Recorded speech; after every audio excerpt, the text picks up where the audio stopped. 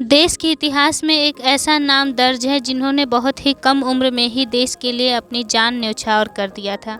जिस उम्र में युवा अपने कैरियर और भविष्य को लेकर परेशान रहते हैं, उस उम्र में एक क्रांतिकारी बेटे ने देश के लिए हंसते हुए फांसी पर चढ़ गए। महज 18 साल की उम्र में ही देश के लिए अपनी जान न्यौछावर करने वाले खुदीराम बोस को अंग्रेजों द्वारा 11 अगस्त 1908 को फांसी दे दी गई। इससे ज़्यादा हैरान करने वाली बात और क्या हो सकती है कि जिस उम्र में कोई बच्चा खेलने, कूदने और पढ़ने में खुद को झोंक देता है, उस उम्र में खुदीराम बोस यह समझते थे कि देश का गुलाम होना क्या होता है और कैसे और किस रास्ते से देश को इस हालात से बाहर निकाला जा सकता है। इसे कम उम्र का उत्साह कहा जा सकता है, लेकिन खुदीराम बोस का वह उत्साह आज भारत में ब्रिटिश राज के खिलाफ आंदोलन के इतिहास में सुनहरे अक्षरों में दर्ज है। तो इसका मतलब यह है कि वह केवल उत्साह नहीं था, बल्कि गुलामी थोपने वाली किसी सत्ता की जड़ें हिला देने वाली भूमिका थी। क्रांतिकारी देशभक्त खुदीराम बोस का जन्म 3 दिसंबर 1889 को पश्चिम बंगाल के मिदनापुर में त्रैलोक्यनाथ बोस के यहाँ हुआ था। खुदीराम बोस जब बहुत छोटे थे तभी उनके माता पिता का निधन हो गया था। उनकी बड़ी बहन ने उनका पालन पोषण किया। खुदीराम बोस स्कूल के दिनों से ही अंग्रेजों के खिलाफ राजनीतिक गतिविधियों में हिस्सा लेने लग गए थे।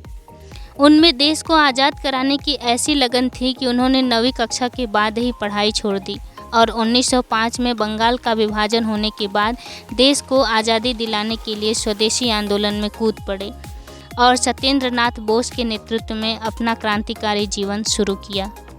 28 फरवरी 1906 को खुदीराम बोस गिरफ्तार कर लिए गए, लेकिन वे कैद से भाग निकले।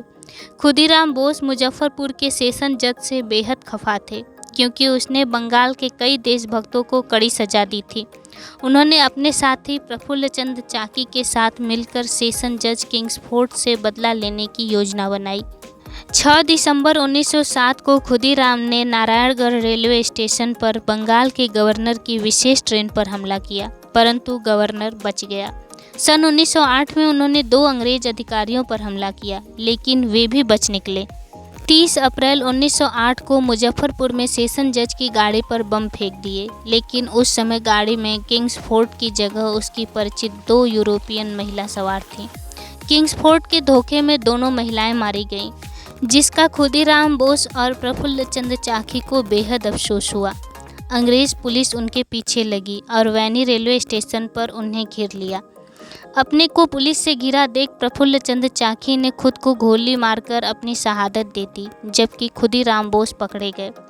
11 अगस्त 1908 को उन्हें मुजफ्फरपुर जेल में फांसी दे दी गई। उस समय उनकी उम्र मात्र 18 साल 8 महीने और 8 दिन थी। अमृत बाजार पत्रिका और द एम्पायर जैसे समाचार पत्रों ने लिखा कि इस क्रांतिकारी लड़के का मिजाज ऐसा था कि वह फांसी के तख्ते पर चढ़ते समय भी मुस्कुरा रहा था। अगर आपको ये जानकारी पसंद आई हो तो कृपया मेरे चैनल को सब्सक्राइब कर दें और साथ ही वीडियो को लाइक कर दें। धन्यवाद।